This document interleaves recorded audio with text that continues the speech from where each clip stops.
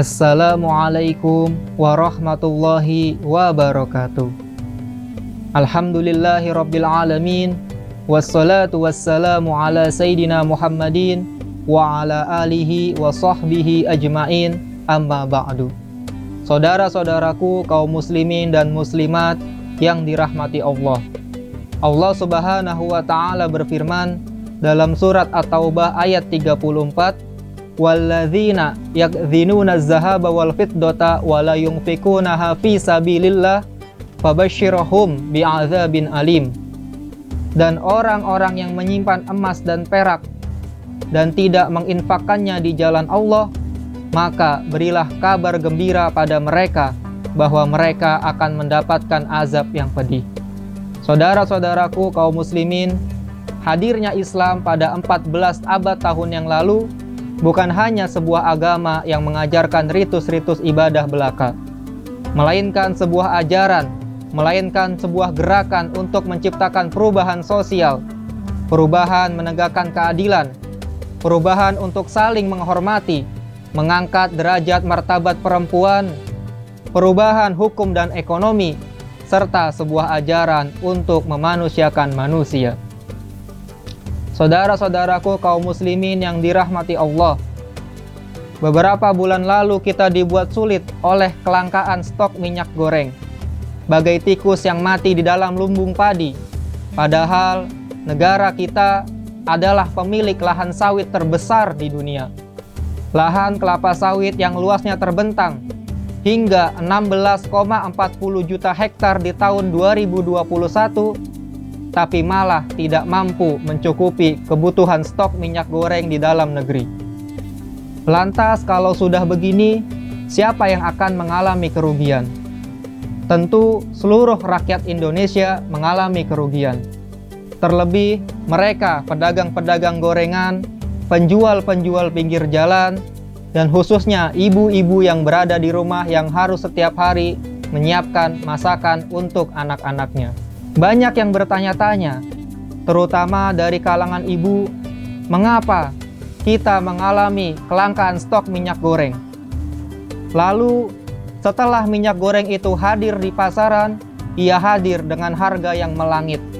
Ia hadir dengan harga yang berkali-kali lipat. Mengapa demikian ini bisa terjadi?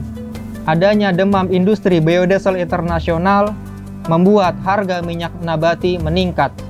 Mengingat minyak bumi adalah energi yang tidak bisa diperbarui, akhirnya para ilmuwan berbondong-bondong menggunakan minyak nabati sebagai bahan dasar untuk menciptakan diesel.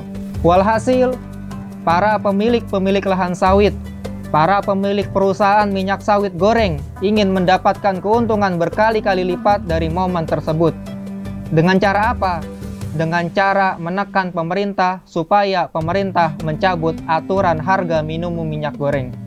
Tekanan tersebut akhirnya berimbas pada ancaman stok kelangkaan minyak yang memang sengaja dibuat langka supaya masyarakat kalang kabut dan memaksa pemerintah untuk mencabut aturan harga minimum minyak goreng.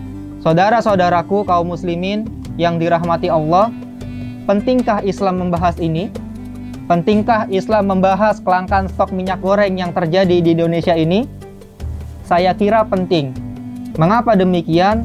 Karena hari ini kita sudah terlanjur ketergantungan dengan minyak nabati berbahan dasar sawit. Sehingga kelangkaan minyak goreng ini menyangkut kebutuhan hajat hidup orang banyak. Terutama bagi mereka, para penjual gorengan, para penjual pinggir jalan, mereka yang berada dalam ketidakpastian ekonomi, khususnya masyarakat kelas menengah ke bawah yang menikmati enaknya gorengan. Dan juga ini berimbas pada kebutuhan-kebutuhan pokok lainnya, yang mana pada dasarnya sabun kita, sampo kita, pasta gigi kita, itu ada campuran minyak nabati yang berbahan dasar sawit. Kemudian saudaraku-saudaraku sekalian, Presiden Jokowi mengambil langkah untuk memberikan bantuan tunai langsung.